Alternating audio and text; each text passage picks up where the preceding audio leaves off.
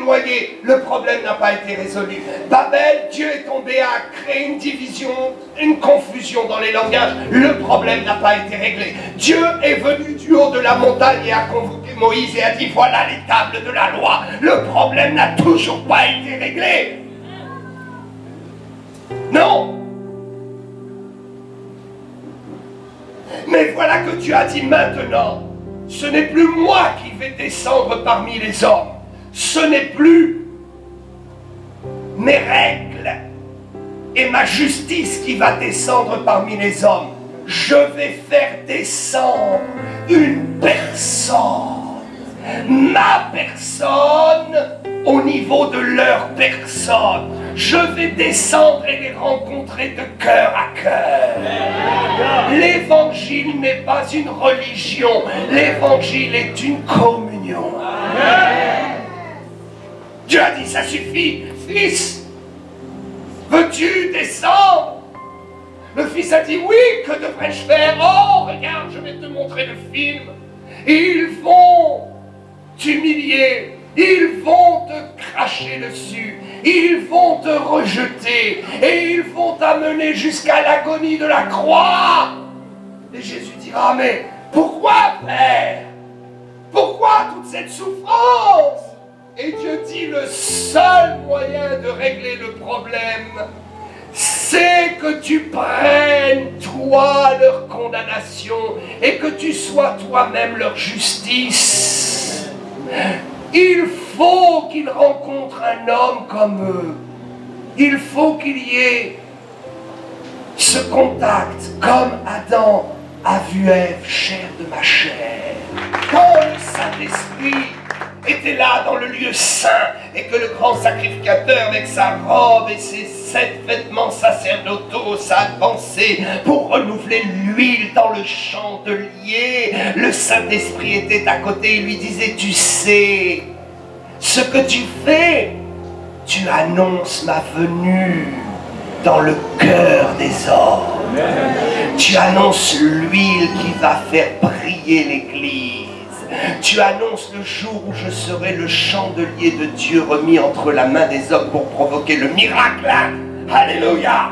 Nous allons nous lever pour un jour nouveau. Un jour nouveau arrive pour la France. Un jour nouveau arrive pour la francophonie. Ne te décourage pas. Les premiers seront les derniers. Je crois dans une puissance absolument surnaturelle de Dieu pour nos églises francophones. Je crois dans le réveil. Je crois que la lumière du Saint-Esprit va changer nos mentalités. Nous voulons recevoir l'homme de Dieu. Est-ce qu'on peut acclamer le Seigneur?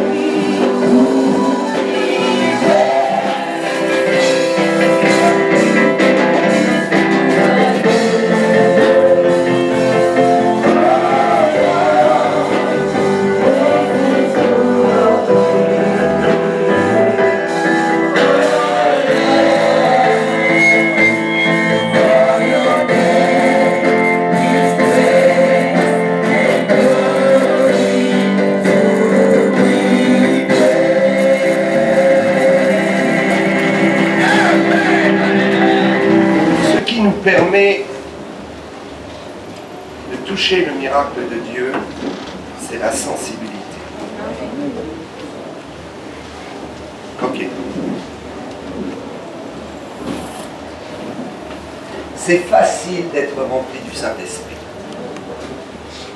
Je vous le dis, c'est plus facile d'être rempli du Saint-Esprit que d'être rempli de théologie.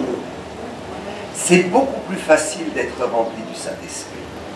Nous pensons que c'est compliqué d'être rempli, mais c'est absolument facile. La promesse que Jésus nous a faite, c'est que nous serions remplis de la personne de Dieu par le miracle du sacrifice de Jésus. Au moment où Jésus est mort, le Saint-Esprit a tressaillé au ciel. Au moment où Jésus est ressuscité, le Saint-Esprit s'est mis à danser au ciel. Au moment où Jésus s'est assis à la droite de Dieu le Père, aïe aïe aïe, le Saint-Esprit s'est mis en mouvement. Et il a bondi et jailli du ciel pour descendre sur cette terre. Amen. Imaginez, dans l'Ancien Testament, le Saint-Esprit ne pouvait pas exercer de ministère public. Écoutez bien. Le ministère du Saint-Esprit n'était attaché qu'au service du temple. Et le temple était fait de pierre et de main d'homme. Mais aujourd'hui, aïe aïe aïe, le Saint-Esprit, c'est vous et moi qui l'accueillons dans un temple de chair. Jésus disait à la Samaritaine, qui posait la question, où doit-on adorer? Où doit-on adorer? Dans quelle église il faut que j'adore? Hey, mon ami, Jésus dit, le temps est venu où ce n'est plus ici ou à Jérusalem ou dans des maisons faites de main d'homme et des temples faits de main d'homme. Le temps est venu que les vrais adorateurs adoreront le Seigneur en esprit et en vérité. Alléluia.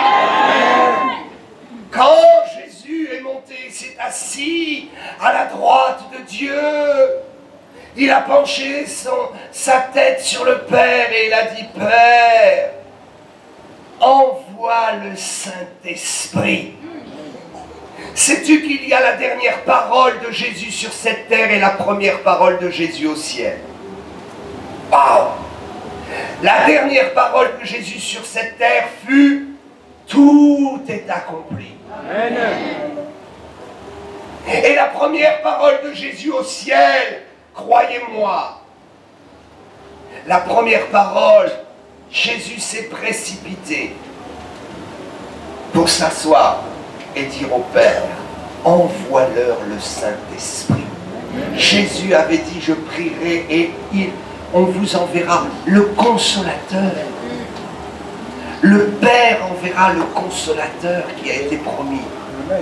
Le ministère du Saint-Esprit était limité dans l'Ancien Testament aux rois, aux prophètes et aux sacrificateurs.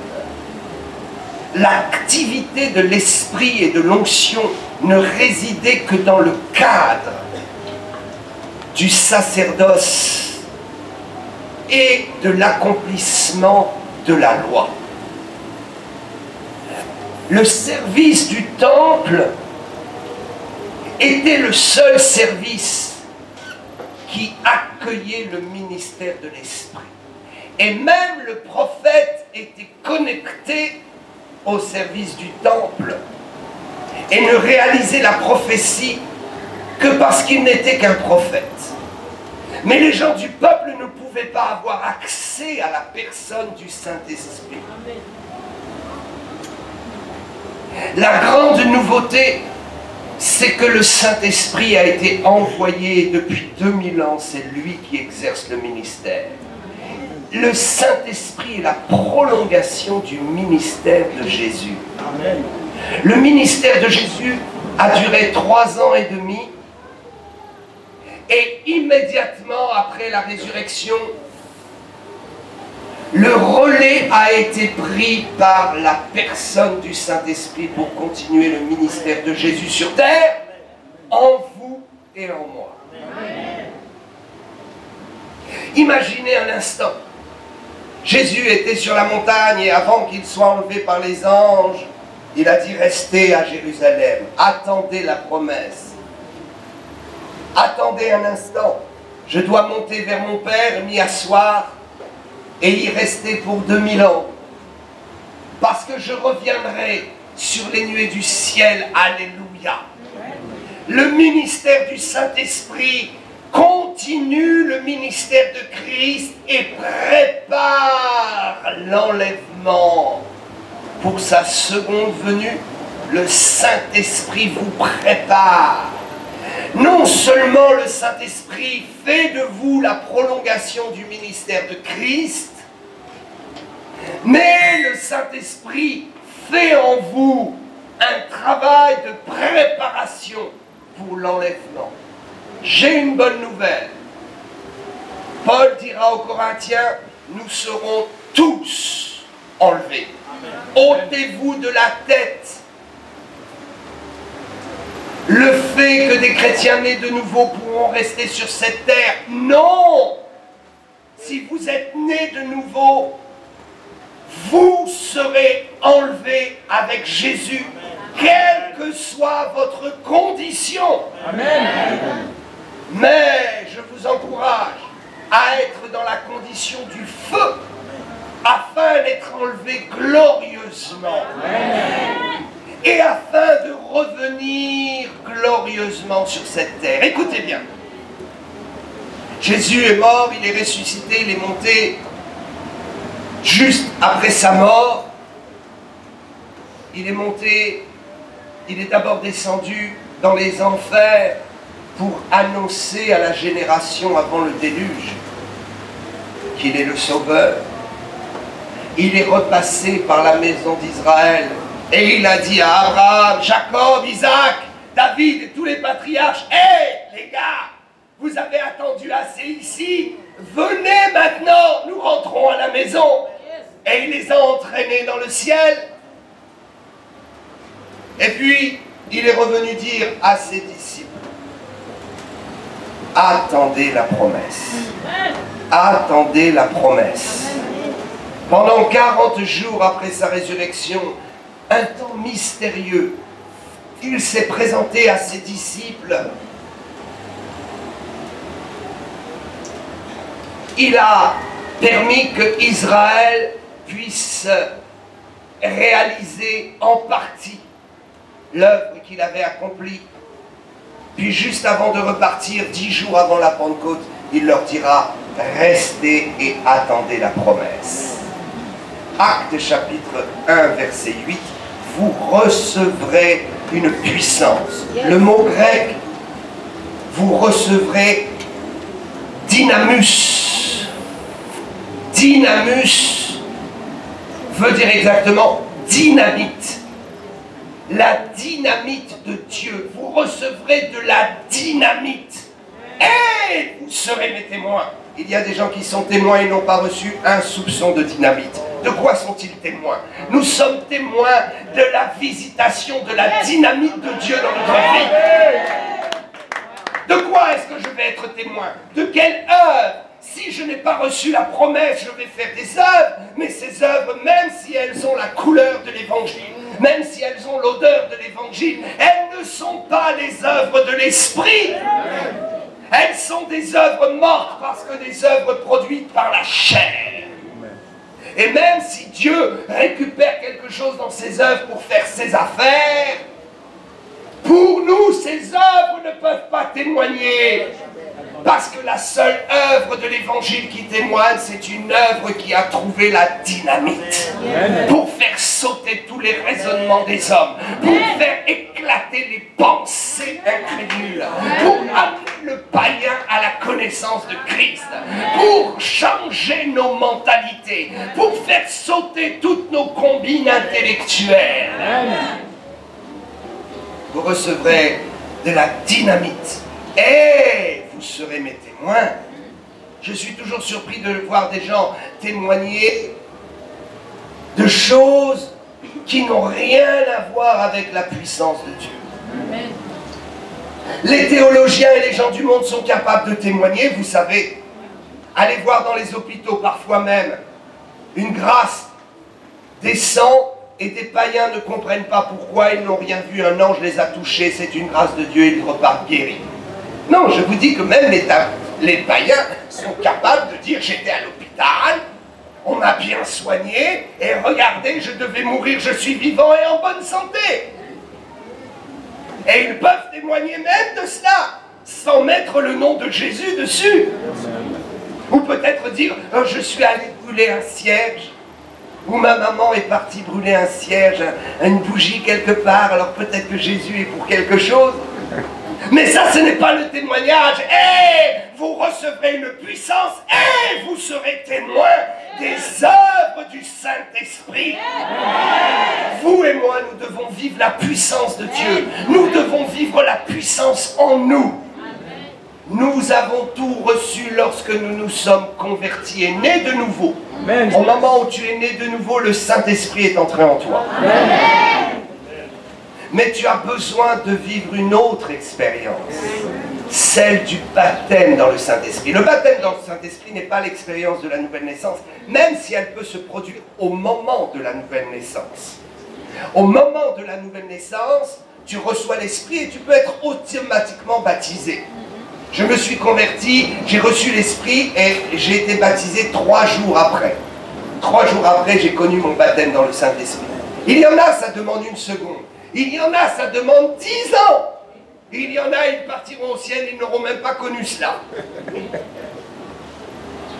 Ce qui donne la vie éternelle, c'est la nouvelle naissance. Ce qui fait que tu auras une place aux noces de l'agneau, c'est la nouvelle naissance. Et tu pourras être là-haut sans avoir vécu le baptême dans le Saint-Esprit. Mais il faut le vivre. Pourquoi? Écoute-moi bien. Il faut vivre le baptême du Saint-Esprit parce que c'est la promesse. Sinon, toute ta vie sera une œuvre morte. Amen. Une œuvre religieuse. Tu entraîneras les gens dans la moralité. Amen. Nous sommes spécialistes en francophonie pour entraîner les gens dans la moralité.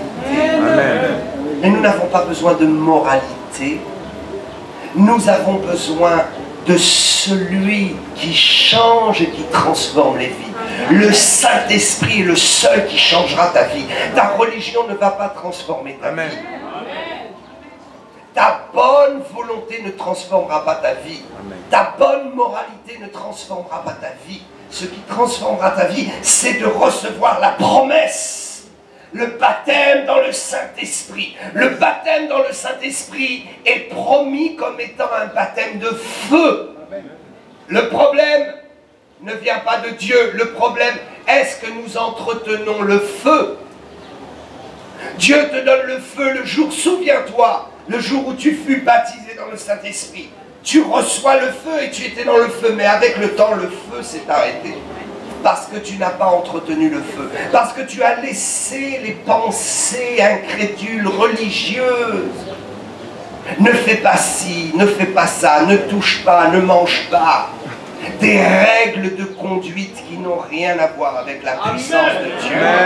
Le Seigneur a dit, par la bouche de son prophète, je ferai de vous des gens nouveaux, je mettrai en vous un cœur nouveau, et je vous donnerai mon esprit afin que vous observiez et pratiquiez mes lois. Amen. Ézéchiel était fatigué de voir les efforts humains ne pas produire le résultat d'un changement radical de vie. La condamnation ne changera jamais la vie des gens. Souvenez-vous, il y eut le déluge. Et le jour où il y eut le déluge, Dieu a dit, je vais régler le problème. On va nettoyer, condamner et faire mourir tout cela. Et on va faire revivre une nouvelle génération. La condamnation la plus terrible est tombée. La mort et la destruction de ce monde par des eaux qui ont englouti la vie. Il y a les eaux pures et les eaux impures. Et Dieu est capable de faire sortir des eaux impures de jugement pour détruire. Mais que s'est-il passé après le déluge? Le problème n'a pas été réglé. Est-ce que Dieu savait que le problème ne serait pas réglé? Bien sûr qu'il le savait, mais il voulait montrer aux hommes que ce n'est pas par la condamnation et le jugement qu'on règle le problème. C'est par la réception de la dynamite du Saint-Esprit en nous. Les hommes se sont repeuplés sur la terre et voilà que Nemrod arrive. Nemrod qui va vouloir construire et faire cette belle cité à Babylone avec la tour de Babel. Et Dieu est en colère. Il dit, je les ai punis, je les ai même lavés à travers la condamnation. Imaginez, je les ai purifiés par mon feu de condamnation. Mais voilà qu'il recommence. La nature de l'homme n'a pas changé. Amen. Ce n'est pas parce qu'on te dit que tu vas aller en enfer si tu fumes. Ce n'est pas parce qu'on te dit que tu vas aller en enfer parce que tu bois ou parce que tu regardes la pornographie que ça va changer ta vie. Ce qui va changer ta vie et ce qui va te dégoûter de ces choses, c'est la puissance de la dynamite en toi qui va tout faire exploser, changer ton cœur et changer ta nature. Le problème n'était pas réglé. Alors Dieu dit, je vais descendre et je vais confondre leur langage. Et même la confusion des langages et des visions n'a pas réglé le problème. Chacun est parti avec son idée et l'homme est resté méchant, profondément méchant. Il y a des gens qui utilisent la division pour mieux régner. Amen. Et ils prêchent l'évangile, mais leur cœur n'a pas été changé. Amen. Le monde a été noyé, le problème n'a pas été résolu. Babel, Dieu est tombé à créer une division, une confusion dans les langages. Le problème n'a pas été réglé. Dieu est venu du haut de la montagne et a convoqué Moïse et a dit, voilà les tables de la loi. Le problème n'a toujours pas été réglé. Non. Mais voilà que Dieu a dit maintenant, ce n'est plus moi qui vais descendre parmi les hommes. Ce n'est plus mes règles et ma justice qui va descendre parmi les hommes. Je vais faire descendre une personne, ma personne, au niveau de leur personne.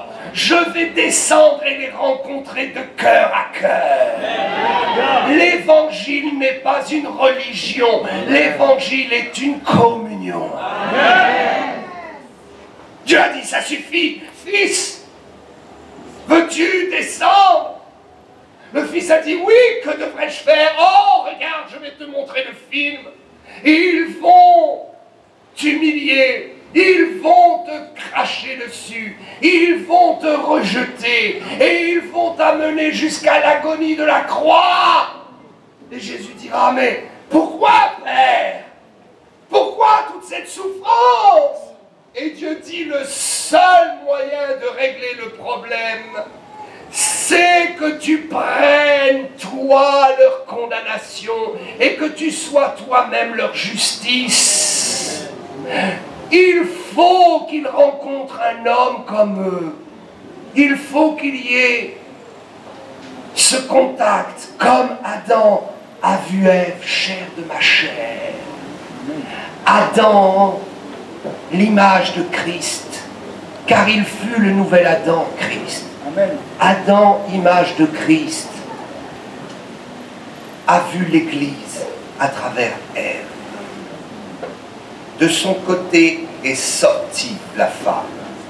Dans chaque détail de l'histoire d'Israël et de l'histoire du monde, nous devons voir la révélation de Christ. Nous ne devons pas voir Adam et Ève. Nous ne devons pas voir la chute et le problème. Nous devons voir la solution. Dieu s'intéresse plus à ton relèvement qu'à ta chute. Amen. Dieu s'intéresse plus à ton relèvement qu'à ta chute. Il ne veut même pas regarder ta chute. Il voit juste le moyen du relèvement. Ève, os de mes os, chair de ma chair. Et Dieu dira, Jésus, tu te souviens, Jésus, Adam, c'était toi. Tu as besoin de te connecter. Nous avons besoin de les rencontrer sur le plan humain. Nous avons besoin de leur montrer que nous sommes des personnes et que nous voulons rencontrer de cœur à cœur l'humanité. C'est ainsi que Adam a vu Ève et son éblouissement, sa contemplation, sa ferveur, son cœur s'est mis à battre différemment. J'aurais voulu être un médecin et dire à Adam, oh Adam, donne-moi ton bras, je vais prendre le pouls. Je crois qu'il y a une accélération cardiaque. L'émotion. Dieu n'est pas un Dieu froid, vengeur et meurtrier. Dieu est une personne avec des émotions comme toi et moi. Le Saint-Esprit est une personne avec des émotions comme toi et moi. Ce qui caractérise la personne, ce sont les émotions.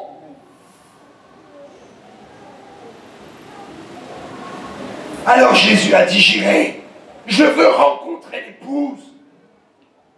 Envoie-moi sur cette terre, forme-moi un corps comme eux. Emmène-moi dans le sommeil de la mort et de la justice. Et de moi, quand je me réveillerai, sortira l'épouse. Nous sommes l'épouse sortie des meurtrissures de Jésus. L'évangile n'est pas une religion. L'évangile est la définition et la démonstration de ce que nous sommes en tant que rachetés. Amen. Jésus a dit j'irai. Il est descendu. Et quand il est mort et ressuscité, arrivé au ciel, alors à ce moment-là, il s'est assis. Il a posé sa tête sur le Père et il a dit envoie-leur l'Esprit. L'Esprit est venu plein de feu, tout excité. Le Saint-Esprit a attendu ce moment avec tellement d'importance.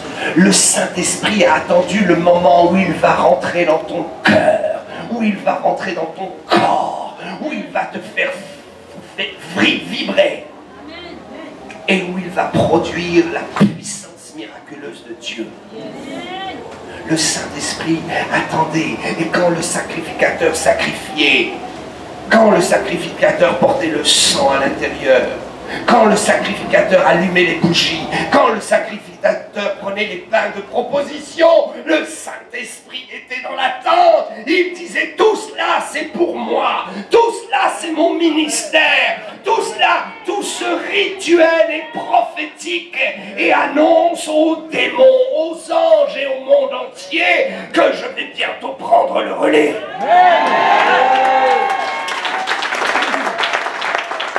Quand le Saint-Esprit était là dans le lieu saint et que le grand sacrificateur avec sa robe et ses 7 vêtements sacerdotaux s'avançait pour renouveler l'huile dans le chandelier, le Saint-Esprit était à côté et lui disait tu sais ce que tu fais, tu annonces ma venue dans le cœur des hommes.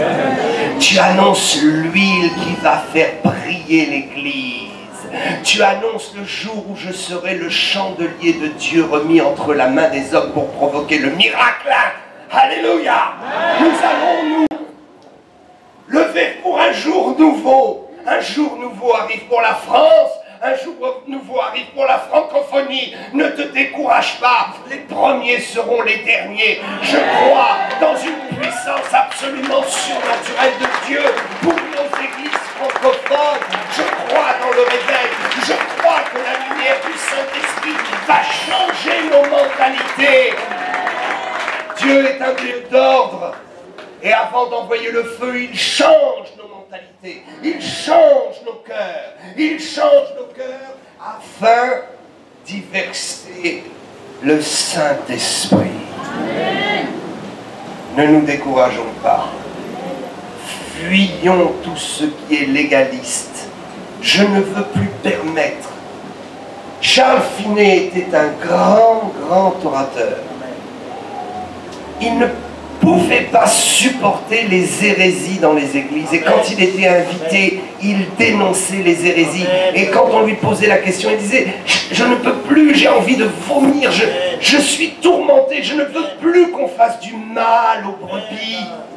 Je suis fatigué qu'on fasse du mal aux chrétiens en les condamnant sans arrêt, en les condamnant sans arrêt, en leur disant qu'ils n'iront pas au ciel, en leur disant que seulement 20% ou 10% ou 30% de l'Église sera sauvée. J'ai entendu, pasteur, même des gens prophétiser de telles aberrations, des hérésies et des blasphèmes. J'ai repris un serviteur de Dieu qui a prophétisé « Il n'y aura que 10% de cette église qui va partir au ciel. Repentez-vous » Je me suis mis en colère. La sainte colère est en moi. Cela voudrait dire que Jésus est mort en vain. Cela voudrait dire que votre foi est vaine. Cela veut dire que vous êtes des menteurs. Mais vous n'êtes pas des menteurs. Je sens votre cœur. Vous êtes là. Vous aimez la parole. Vous aimez Jésus. Vous avez envie de saisir le don de la grâce. Je vous assure que Jésus a vraiment payé le prix et que tu n'auras pas une liste qui sera dressée devant tes yeux. Est-ce que tu as fait ceci, tu n'as pas fait cela, on coche. Ça tu as fait, ça tu n'as pas fait. Ah, tu n'as pas la bonne note, tu dois rester là. Non mes amis, ça c'est la loi. Si tu ne respectes pas un commandement de la loi, tu as fichu en l'air toute la loi. Amen. La loi, nous en sommes dégagés. Nous sommes libres en Christ. Et seul le Saint-Esprit nous amènera à pratiquer une vie de sainteté. Seulement l'onction transformera notre vie. Je ne veux plus permettre, en ma présence, que l'on dise que celui qui est né de nouveau peut perdre son salut. Cela voudrait dire que Jésus est mort en vain pour cette personne. Imaginez, la nature elle-même nous raconte les beautés de Dieu et nous raconte le principe divin. Prenez l'exemple d'une chenille. Tant qu'elle est chenille, elle est chenille. Elle rampe à terre, elle a du beau duvet sur elle, elle mange les feuilles et elle rampe. Mais un jour, une transformation s'opère. Quelque chose se bouleverse en elle. Quelque chose commence à la tordre. Et elle s'endort et elle croit qu'elle meurt. Quelque temps après, elle fait éclater le cocon dans lequel elle est. Et elle regarde. Elle a des ailes. Elle n'est plus la même. Elle n'est plus une chenille. Elle est un papillon.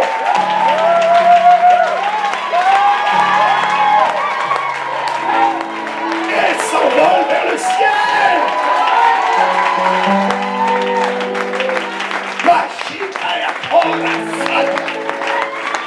Écoutez.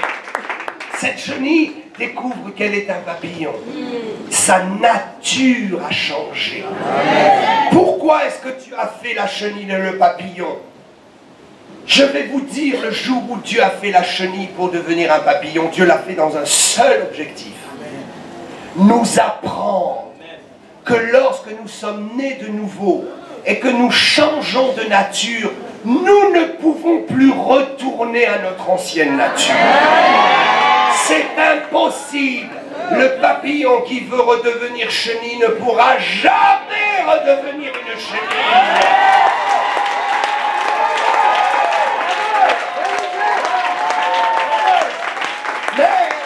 Le papillon peut se conduire comme une chenille. Il peut se mouvoir comme une chenille. Au lieu d'utiliser ses ailes, il dit non, je ne peux pas utiliser ça. Alors il se met à marcher au sol et il veut ramper comme il était avant, comme une chenille. Peut-être tu es un chrétien qui se retrouve au bar à boire une bière et ramper comme une chenille parce que tu ne sais pas que tu es un papillon. Mais moi je vais te dire, ta place est au ciel. Ta place est au ciel.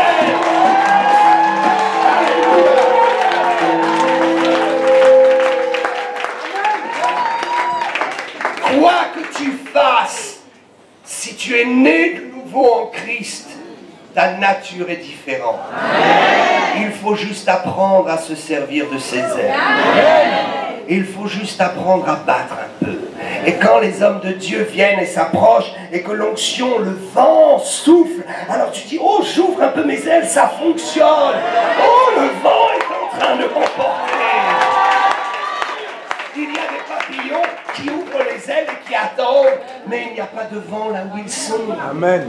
Alors il faut qu'ils battent un peu, qu'ils aillent là où il y a un peu de vent. Et quand ils commencent à s'élever, ils sentent le vent, ils se dirigent et le vent les porte. Nous sommes des gens appelés à voler très haut. À voler très haut. Et à chercher le courant de l'esprit. Savez-vous ce qu'est le Saint-Esprit? Le Saint-Esprit est une personne. Quand elle se déplace, cette personne, elle crée un vent. Elle crée un mouvement. Et si tu acceptes d'être un aigle et de refuser d'être un vautour qui piétine et qui mange les cadavres, aïe, aïe, aïe. Il y a des richesses pour toi en haut. Il y a de la nourriture fraîche. Il suffit juste que tu t'élèves et que tu vois où est le gibier. Plus tu vas t'élever, plus tu vas voir où est la grâce que tu dois attraper. Alors nous devons être des aigles et nous devons nous élever. Et plus nous nous élevons, plus nous sentons les courants forts aériens. Et dans ces courants, nous sommes comme des gens sensibles. Et nous tournons la tête de droite et de gauche. Oh, il y a un pasteur là de France qui vient, il faut que je jeûne un peu, je me prépare pour cette réunion, parce que je sens qu'il va se passer quelque chose. Alors je tourne le bec de droite et gauche comme fait l'aigle, je tourne ma tête et je dis, où est le vent? Je veux le sentir. Oh, je le sens, il est là. Alors je tourne mes ailes dans le sens du vent et je me laisse emporter, emporter et emporter par l'esprit de la grâce pour voler plus haut. Alléluia. There is power in the name of Jesus.